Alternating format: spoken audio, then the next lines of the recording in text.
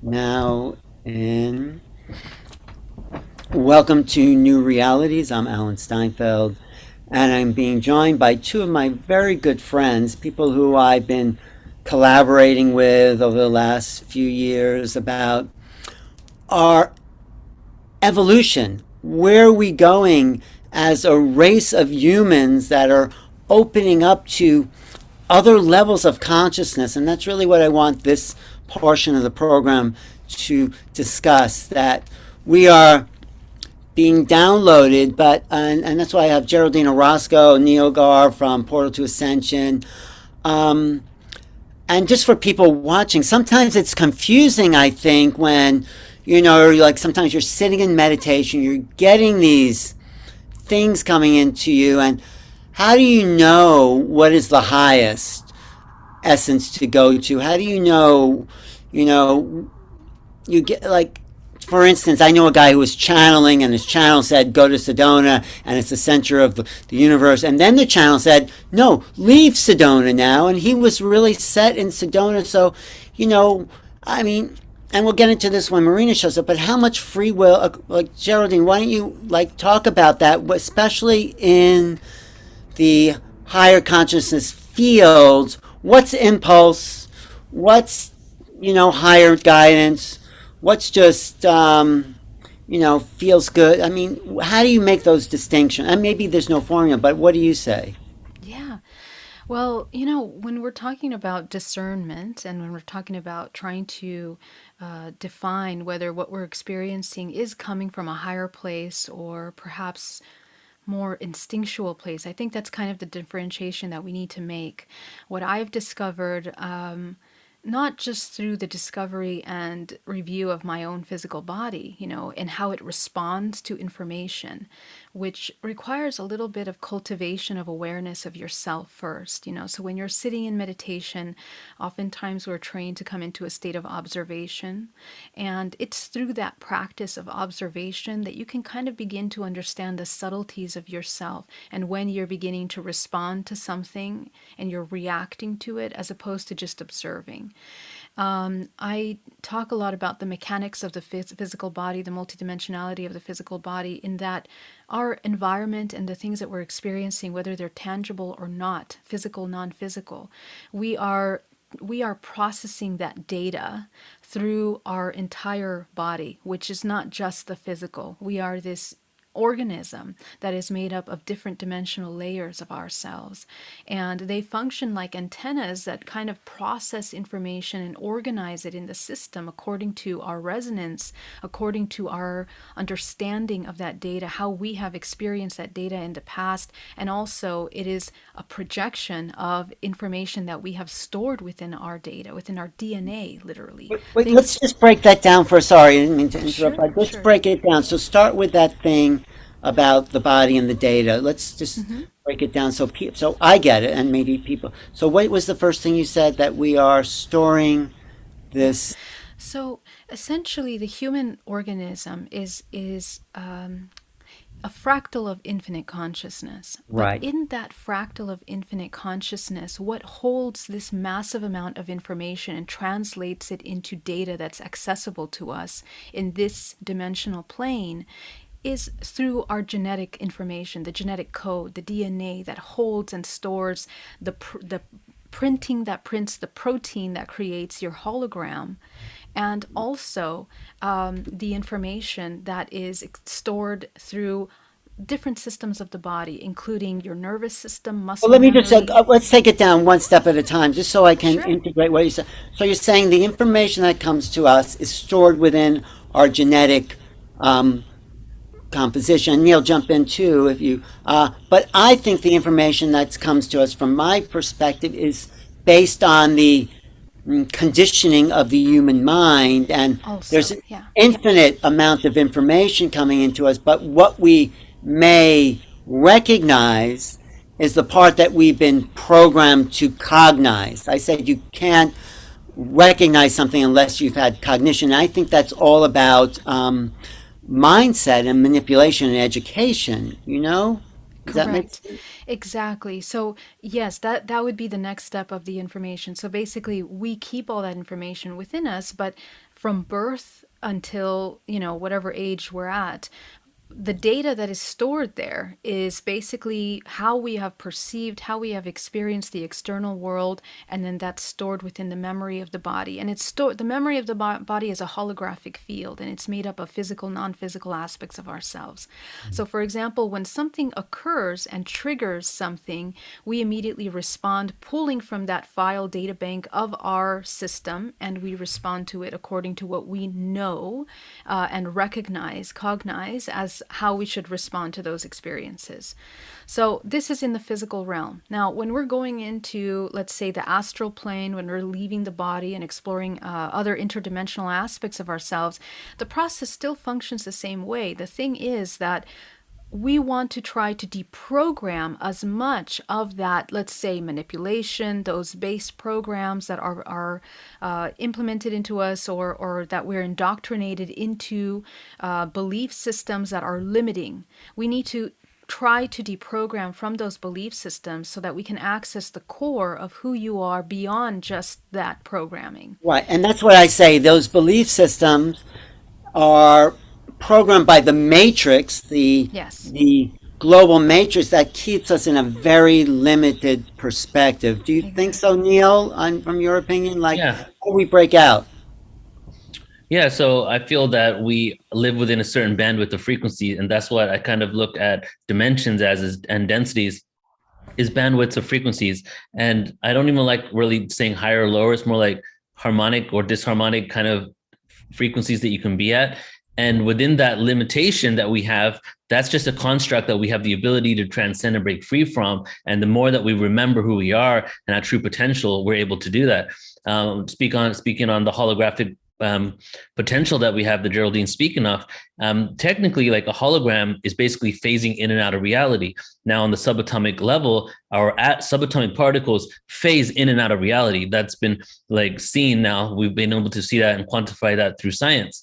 So technically, we're operating just like a hologram, but we see ourselves and perceive ourselves as solid matter. So if that's the case, that we are, and I like to say, an organic holographic representation of consciousness, if we are that, then what else is possible? If what we're seeing is this construct that we've created within this matrix computer program, what happens when we transcend that construct?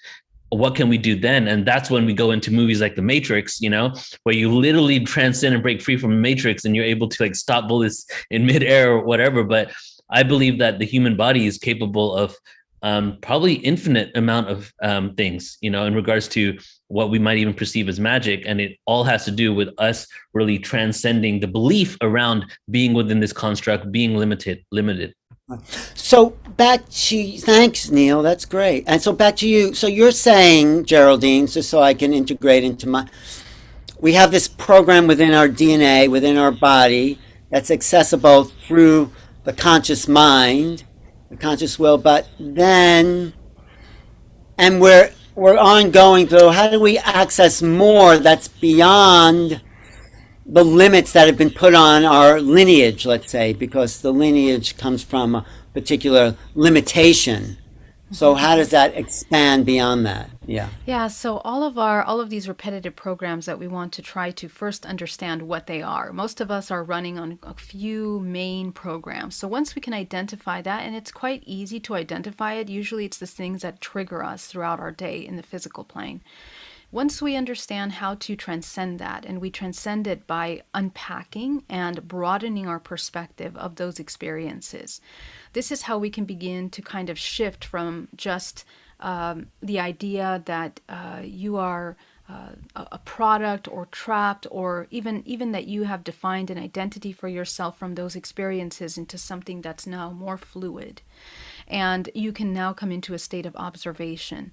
So once you shift from that as an observer in all your earthly experiences, this will be a powerful tool for you to begin to transcend in the next level. And this is kind of like the topic that we want to get into about interdimensionality and free will, because we're kind of experiencing this, and we need to, as humans, experience it in the terrestrial, this what we think is a three-dimensional plane, and then in other dimensions, as we broaden our perspective as this human organism that is experiencing all dimensional planes, right?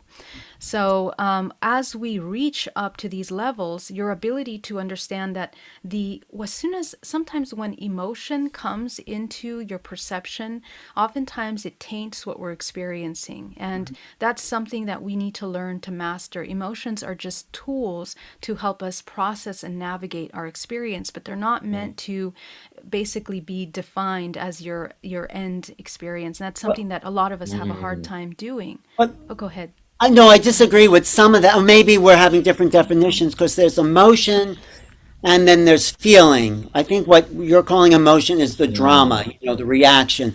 But moment to moment, at least according to the teachings I was we are feeling existence, and those feelings are, I mean, not with dramatic emotions, but awareness. Each moment is a feeling sensation. So I just want to make a distinction for me between emotions, which are these really hardcore expressions of feeling, and the feeling sense that I feel the soul is recording reality, is recording incarnational existence in every moment in the Akashic field, or whatever you want to call that. But the soul understands reality by its feeling sensation. Would you agree with that? Well, I think it's important to make a differentiation because our human body is an instrument that utilizes the five senses, our senses, in order to process information. The soul is, I mean, it's the life force that feeds into this projection. But when we experience something, we have many layers of the body, the first, second, third layer of the body. Each one of those processes information differently, and it's based on vibrational frequency. So the density of the frequency of the experience that you're experiencing will be processed by this energetic field, and then the organs in the body, including your endocrine system, and it will inform which systems have to react in which way. Emotions are they're very much chemical reactions in the physical body. So for example, if it's fear, it's going to cause this adrenaline or whatever can happen in the body, and then we will respond to that. But I think this senses that you're talking about, right? It's like go ahead, what you're saying, it's what? Well, it's what we want to do is try to come from a place of neutrality and just observe all things that are happening, because the soul is, I mean, that's the life force. It's the life force that is feeding into this system, and this is a very complex system of translation of information. I think. Right, but how does the soul register experience except through a feeling? When I say feeling, I mean conscious awareness. What are you saying, Neil? Yeah, if I could jump in here, Yeah. because as always, it's paradoxical. Because, all right, so for example, you could be sad because you think that you're not worthy and be like, I'm so sad, I'm not worthy, life sucks. Or you could be sad and allow yourself to feel the sadness because you know you have hurt and pain from childhood traumas of not being worthy, but still be at a neutral polarity where you allow yourself to feel it, but you don't allow yourself to get triggered by it, right? And well, that's part of it. Yes. So I feel that because I practice Vipassana meditation, and I've done like 10-day silent meditation retreats, and I tell people about equanimity and the whole thing. And I've had a lot of people say to me, well, that seems like spiritual bypassing, because once you're neutral, how are you going to take any action towards affecting and helping things? And the starving kids in Africa, I've even had that one sent at me, right? And it's like the best way to do something from a place of balance is to be at that neutral observer's point. Allow yourself to feel the pain, but don't allow yourself to be like, if you're angry at someone, right? I'm angry, I hate you. Or you're angry at that person, allow yourself to feel the anger, right? And don't block it away. So I think and you don't have to act on it either. If you're feeling anger, it doesn't mean you have to go out and do something. You can just feel the anger. But no, you're right, Neil. And so by observing it, you actually acknowledge it and transcend it. Is that what you're saying, basically, Neil? Yeah. So, Yeah, Neil. No, go Yeah, ahead. Sure. go Go ahead, Neil. for it. Well, Well, No, no, go. I want to just talk about that because it's super important and people always get confused with that about emotions. Now, because emotions are vibrational frequencies and our system is processing them, the majority of us, all we do when something happens is that we go to the memory bank of a traumatic moment that is being triggered by that experience. Usually, if we have a trigger, it's because it's linked to a traumatic memory or a memory of unprocessed similar emotion from a past time, right? So we pull from that data bank, and the experience that we feel, we immediately from that information want to react according to what we already know. And the majority of the people will feel that emotion, and because it's so intense and because we haven't sat with ourselves to actually even experience the emotion, spend the majority of our time avoiding the emotion. And so Mm. that's what reaction ends up being. That's what the rest of our life ends Yes. up being. And then we end up with illness oftentimes, or sickness, or imbalances, or depression, or, the inversion of that experience because we haven't learned how to feel and process the emotion properly.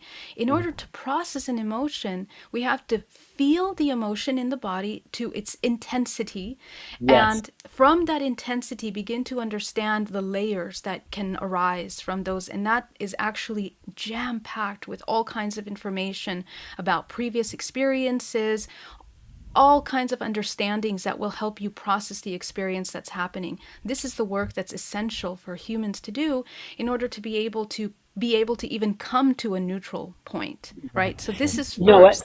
I think that's. Go ahead. Sorry. Were you going to say Yeah, something? No, I just no, wanted no, to. just without that work, you will never be able to reach neutrality because we don't even understand our own emotions. Emotions, Yeah. one emotion is layered with other information. And what you end up realizing when you do that work is that we're kind of choosing constantly between two main emotions, fear and love, actually. And one is either creative and one is counter creative. So when we are choosing from those emotions, our life takes form based on where we're putting our intention and our attention mostly on. Either we're quite creative or we're counter creative. So just going back to your original question about discernment, when we have a lot of these unprocessed emotions, unfortunately, you're not looking at things as a holistic truth. You're only looking at one perspective that is based on one or many experiences that continue to inform that same perspective, and your perspective becomes limited. So the Right. idea is that as you unravel that, your perspective broadens and you can come into a broader view of everything that you're experiencing terrestrially, interdimensionally, and discernment then becomes clear for you and more aligned with truth, which is neutral. Go ahead. Yeah, no, I agree with everything you're saying. I think that's the process of our owning the emotions, owning the human experience is coming to be at peace with these strong impacts that we have on experience. The thing that I'm interested also in is talking about the moment to moment experience as we register that in the Akashic field of the soul. So, right now, we're having an experience, we're all having different experiences, but I'm have a sense and a feeling awareness about this moment. And I feel and I think and feel that that feeling sense of this moment is what's registered as soul value. Each moment, moment to moment. Of course, then there's strong emotion. Someone says something to you, or you react, or something.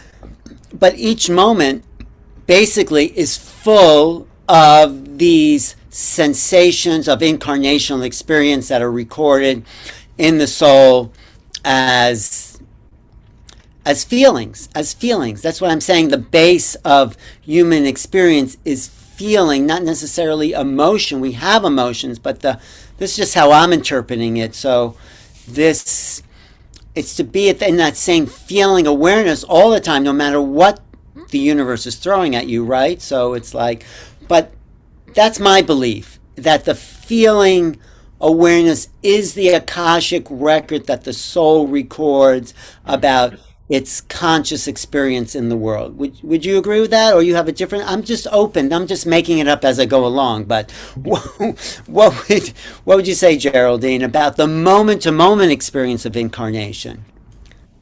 The moment to moment. Well, the thing is that the way I see it's very similar to you, really, in that I mean everything is being recorded in our multidimensionality at all times. I mean, we are pulling data from our DNA, which is informing what's going to print out this hologram, how this hologram will present itself, how it will respond to things. But the more we clear up the cyclical ancestral programs of the matrix, we have a DNA, right? The holographic DNA that makes up this body. But within the construct of our multidimensionality, we are connected to the Earth grid, which is also has its own DNA, its own history. And then, of course, the matrix multiverse, which has its own kind of DNA that we are pulling from that information. It is us. We are an expression of that, and we experience within ourselves all of these layers of our interdimensionality. So everything is recorded and it's also expressed. The idea that we want to do is try to move from let's say, a puppet and a product of our experiences into the creator self. And the creator self is no longer reliving the repetitive patterns. Now they've become the creator, which can only occur when they come into a state of neutrality, where you're kind of you're not going through those same cyclical patterns. Everything that is in our multidimensional body, we are recording 360 degrees, even the things that we're not even aware of. And even in dream time, all of that is within the body. So when you say feeling, I think it's the senses that helps us translate and process those experiences through vibrational frequency, because we're like an instrument. We're kind of exploring frequencies, through all our daily experiences, and also in dream time when we leave the body. But how is it recorded? I'm interested in the nature of the recording of the soul. And I'm saying it's recorded in feeling, not thought, not even the details of experience, which is connected to feeling. But how do you feel or sense that recording is made? And how does the soul encode it for eternity? Yeah. So basically, what we think is feeling, again, we're talking about the sensory body, because only the human physical body can feel and translate that into a feeling. The feeling is the nervous system, it's a physical response. But what it is in the higher level is frequency. Right, so it's frequency. That's actually what it is, and the frequency, just like all data and all information, just the way your body that's writing DNA, literally when an illness or a virus comes into the body, for example, based on your immune system, based on all of that, by primarily the connection to yourself, the mind-body connection, you can choose to take that virus into the body or to choose to block the effects of that virus in the body as well. Okay, so if you think about that, we have the ability of mind over body. We master this experience. So we can tell what can be written in our genetic code. We can tell what we take on. And this occurs in the physical and in the interdimensional. We can choose that.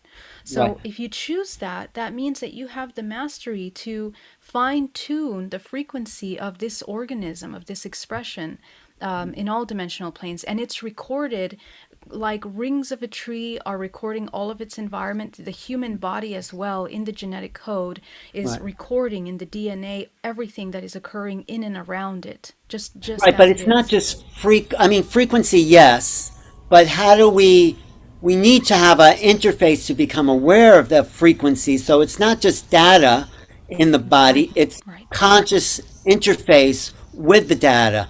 This is what I'm calling feelings, but maybe there's a better word for calling. What's that? Geraldine, if you want to answer, go follow ahead, up with what Alan said. I want to say something. Go ahead, Neil. So, when I hear the words recorded, I feel like everything in multiversal creation is recorded, right? Yeah. There are beings out there that don't have the feelings we do. If you even look at Bashar's awareness, he says we're the only third dimensional planet with the full range of emotions, which is why they're so interested in us, right? if you believe in the whole gray story, and they don't have the ability to connect, but it's still being recorded because first of all, time doesn't exist, so everything's happening at the same moment, right? Time isn't linear; it exists within this hologram. But then, so if everything's being recorded for what? For source. Source is original one. I want to experience myself infinitely in all ways possible, and it remembers all of that. So the feelings that we have because of who we are as humans is just one type of data set reporting back to source. There's Right. many different types of data sets going back there. We're that unique expression that have those feelings. Other ones may have feelings as well. Now, I just want to say one more thing because I feel the best analogy is the Vipassana centers for this. Because this, like, just see if you can. I know you'll get this one, but let me explain it real quick. Yeah. So, okay, Vipassana, long story short, Buddha's original meditation technique, centers all over the world, donation or for free because they're trying to go with original Buddha principles. And they teach you the Vipassana technique, which is the technique that Buddha used in order to transcend reality or transcend this dimension and bring down like this harmonic vibration that he ended up going around the world to preach. The first 3 days, all you do is sit there. It's a conscious meditation, and all you do is feel the sensation of the oxygen leaving your nose and touching your nostrils and your upper lip. It's all you do. And then you start feeling and going from the top of your head all the way to your feet, slowly feeling every sensation, feeling every itch, feeling every gross sensation. And the whole thing is you keep doing this. You do this for years. Sometimes it takes people less time. And then you just start scanning your body, and all those gross sensations become pure wave in your body. Buddha called it kalapas. What's a kalapa? It literally means a subatomic particle. So you basically get rid of sankharas, which are the gross sensations. And then after doing this technique, those gross sensations become kalapas, which are wave forms that you start feeling. And then you transcend the suffering of this realm, and you live a life of harmony. So that story right there to me is an analogy of literally feeling everything, the things that you even blocked off Right. to. And through your feeling, you become liberated. Right. But so let's say I'm going to the next level. Let's say we complete that, to complete the karma, we heal it. We're still in the world of experience on whatever level and dimension you're on. And I just wonder, so those experiences are coming to us and they are recorded as frequencies. And then what is the nature of the encoding? And then the soul, because it's infinite in a sense and it's multidimensional as well, it accesses it through conscious awareness, but I'm just looking for the medium of exchange. It's consciousness with, you can say sensation, but it's not a sensation as the physical, like you're saying, Geraldine. The body has, maybe this is too abstract to have a conversation about, but I No, want to not at understand. all. Yeah. I want to understand. So the frequencies are recorded, but they're not just recorded as data. They're recorded as accessible awareness. So Yes. that's the interface that I want to understand, the access to that, So to how do those. we access that? What is the nature of accessing? I say it's feeling, but maybe there's a better word besides feeling. Like when you're remembering something, you're remembering the feeling. It doesn't have to be high. Like you remember what you ate for lunch. There's there's an awareness that comes to that because it's recorded forever in the Akashic field. So what is the nature of that? I'm asking you from your perspective. Well, I mean, I would say the interface is this consciousness, right? Consciousness is actually the I guess the main form of how we are experiencing all these things. But because there is no actual separation between matter and the non-physical. We are both those things. So what we experience actually goes into a much larger next level understanding of what we are as these human organisms, because the human, before it even incarnates into this physical body, participates in a greater evolutionary cycle of all things. And so our what designs the lives that we're going to be experiencing through this one fractal physical body is a participating in a bigger picture.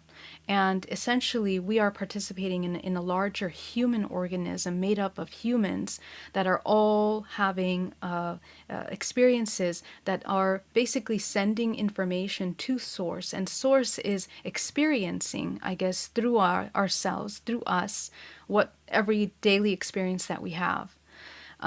So I guess through the physical body, feeling and sensation is basically what we're kind of utilizing to process the information. But that feeling is made up of many different aspects of the physical body. I mean, everything from the nervous system, and we're fine tuning these tools to allow ourselves to process the data. Then the next level of that, going into other dimensional planes, we leave the physical body and we still process information through vibrational frequency because everything is energy, right? So the body is just processing that energetic information, that data, it's processing it. So But even without the physical body, correct. we're processing data Yeah. because there is like a what is that mechanism if we don't because we're still conscious, right? Even without the physical body, there's Right. still consciousness. So what's the yeah, I think that's what I meant, the mechanism So, of consciousness. it's Yeah. basically just energy. It's energy. It's frequency. And it's frequency on all levels, on But all it's dimensional frequency that needs to planes. be felt. I mean, it's frequency, but it needs to, or the awareness, the medium of awareness. So it could be frequency, but consciousness needs to be, or, So, yeah, talk about yeah. that. So let's break down what frequency is. All Yeah. that frequency is a shifting and speed of vibrational frequency of oscillation, right? So a lower, heavy, more physical sensation becomes matter, essentially becomes solid form because it's moving at a slower wavelength. And so in the physical body, usually we pick up slower frequencies. It isn't until we fine tune the body into a higher frequency, for example, the heart, the throat, the third eye, that we begin to be receptive to faster moving frequencies. Right. But essentially, the higher, go ahead.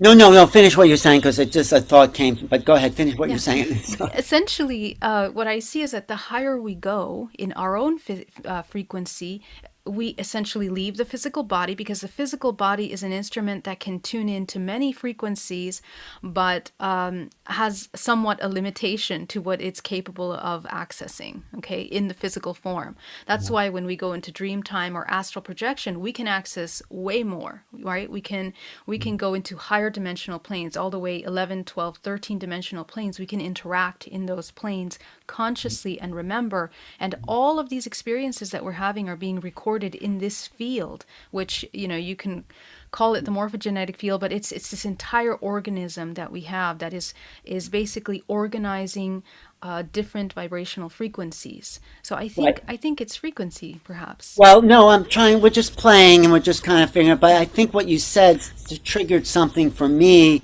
is that, okay, as humans, we have an experience and we have a memory and it's a feeling that's a frequency. But as consciousness, it's sort of like how water has memory. As consciousness, the frequencies are not just something that is encoded, it's something that actually is us. It is, we become the frequencies of those experiences. Right. So we do it on a human level, but there's also a detachment. But as pure consciousness, we become the